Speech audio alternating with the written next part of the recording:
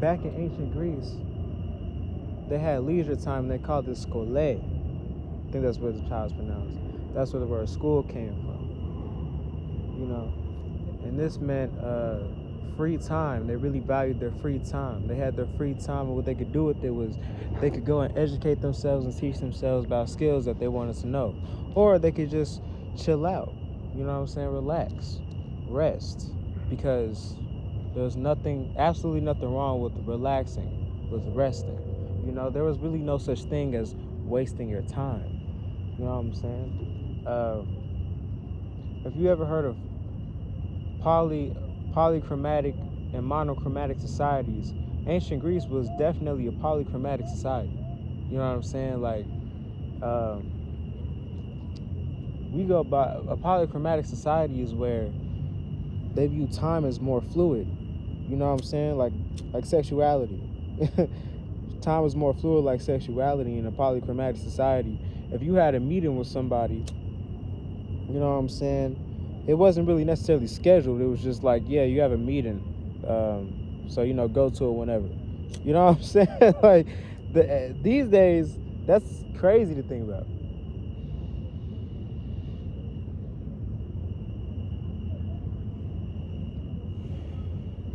Like, imagine you have a meeting, you know what I'm saying, and the meeting not scheduled. Like, man, this is not lit.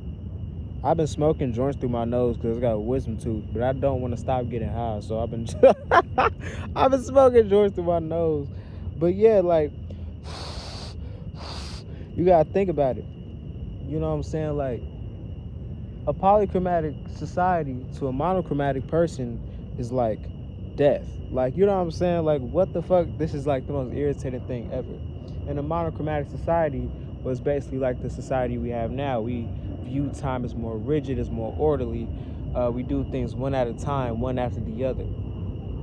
I also have like this theory that in a polychromatic society, that is where ADHD people thrive the most. That's where people with autism probably thrive the most. I don't know. Probably. I think autism, it depends on the spectrum. I think some autistic people would definitely rather, maybe a lot of autistic people would definitely rather a monochromatic way of perceiving and view of time, one after the other, time after. You know what I'm saying? While ADHD people, like, we could do one thing and do the other, then hop to the other thing, forget about the first thing we were doing. But then we would be like, oh crap, we'll be on the fourth thing, and then remember about that first thing, go back to that first thing. And then we probably didn't finish the third thing, so we got to finish that thing. Most likely the only task that was really finished was the second thing or the third thing. It really all depends. But know for sure that whatever that fourth thing is, it's definitely a hyperfixation. Just saying.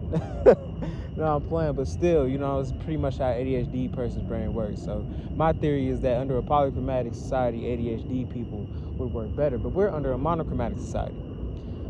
This works more for, like, I guess the standard brain, whatever you call it. Neurotypical people, I don't really understand how this shit works. Never have, never will. I don't work by it. But I can say that within the system that we have, the system of capitalism, it doesn't allow for a polychromatic way of viewing time. You know what I'm saying? And this this kind of, like, it's a weird situation to be in when your brain kind of naturally works on that time and you're in a system like that. So it doesn't allow for a polychromatic way of time. And in ancient Greece, this is what they used to do all the time. They had a polychromatic way of viewing time. They did what they want when they wanted to do it. They had work, but they probably saved it for like the start of the day, and it wasn't for 8 hours. It was probably like maybe 3 hours at most. You know what I'm saying? Wasn't nothing too crazy. Probably wasn't even 3 hours. I'm not sure. I gotta look more into it, into like the details. But a lot more like southern like regions did this too, near like the more southern equator, because they're warmer. So like the Africas, the sub-Saharan Africa, the Africas, Mediterranean Europe, the Middle East.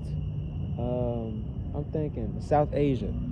like all these places use polychromatic way of viewing time, while Northern Europe, like in Germany and Russia, Russia's in Germany. I gotta work better on my northern my northern regions. Probably Greenland, Iceland, Canada. I don't know. Yeah, I think around that area. Yeah, they use more like monochromatic way of time, because winter, things were cold. They had to get things done in a certain time frame in order to be prepared for such extreme, sorry, I got distracted by the music, for such extreme weather. So, you know I feel like if we went back to ways of viewing time in the more polychromatic matter, or monochromatic matter, way of viewing time, I think it'd be a lot more clear to distinguish who needs to be where and who needs to go. You know what I'm saying? Where people should go, what people should do. You know what I'm saying? We don't all work under the same things, and like this the problem, man. We're just all trying to work under the same things, the same conditions, and nobody fucking wants it. um, Nobody even works this way. I feel like we just gotta transfer. We gotta go to like the seventh like stage of consciousness within the human race, which is like having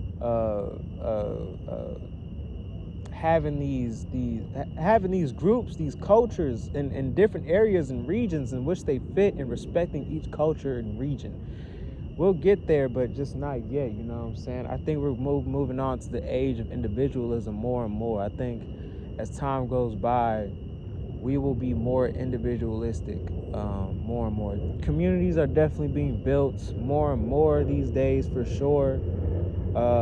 But I think they're falling apart more than they are being built at these current days and ages. But it's beautiful that there are people out there that are very much trying to build community, or there's already communities thriving. You know what I'm saying? I don't know. I feel like a lot of folks just ain't gonna be able to find their community, or either gonna start their own community, or maybe there might be people who gonna jump from one place to another, one community from another community.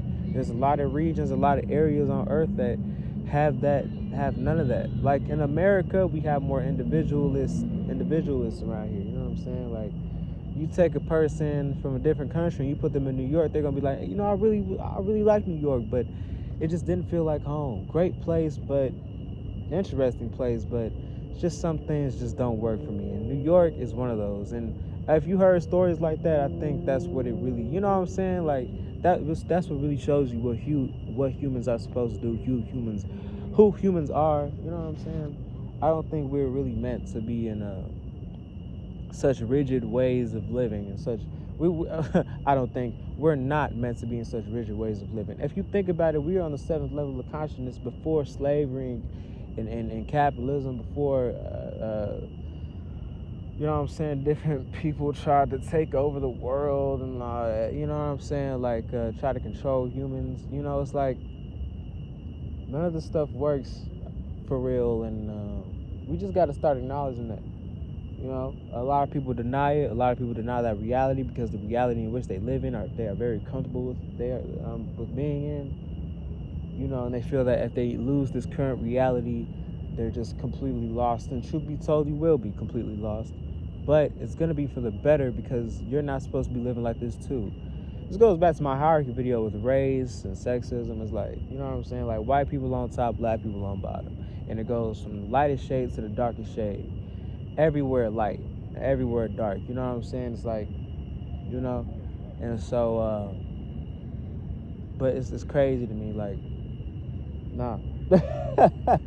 Like, hey, no matter where you're at in the hierarchy, you're still gonna be affected the same.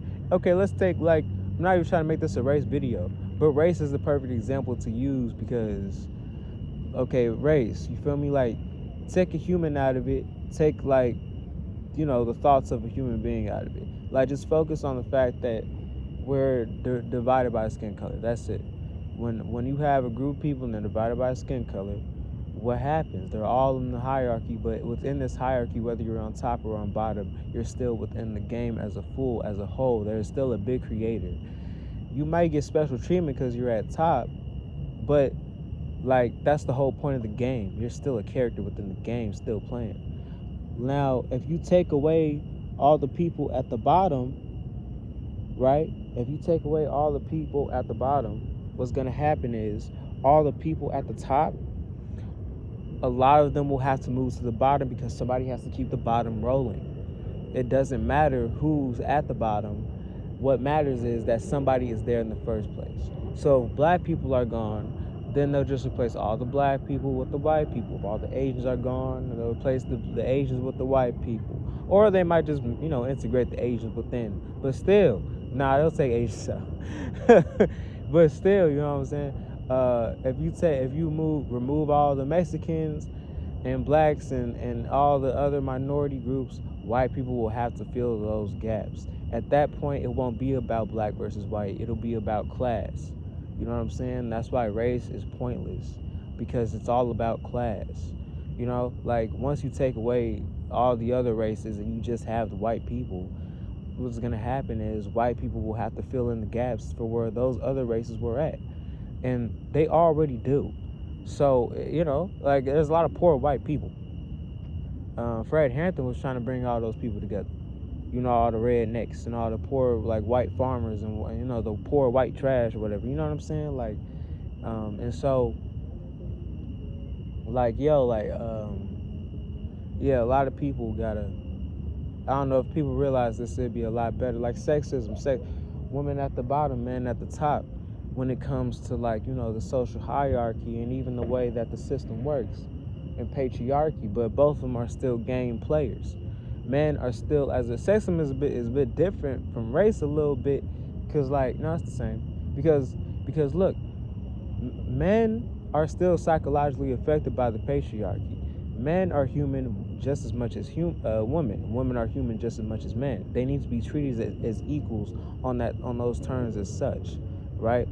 When it comes to, like, how to treat a woman differently, how to treat a man differently, it's more so, how I view it is more so about how do you treat this person who has, like, a lot of masculine energy? How do you treat this person who got a lot of feminine energy?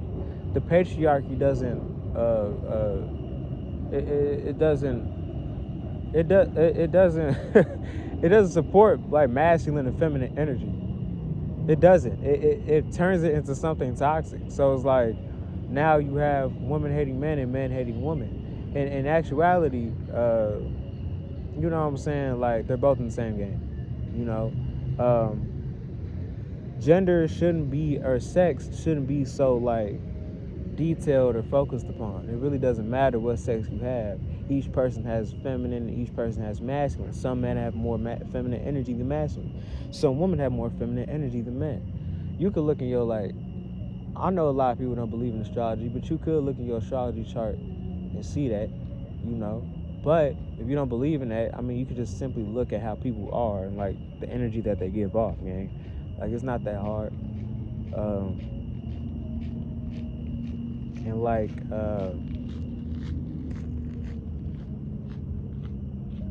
and another thing is, like, what's another thing? Hold on.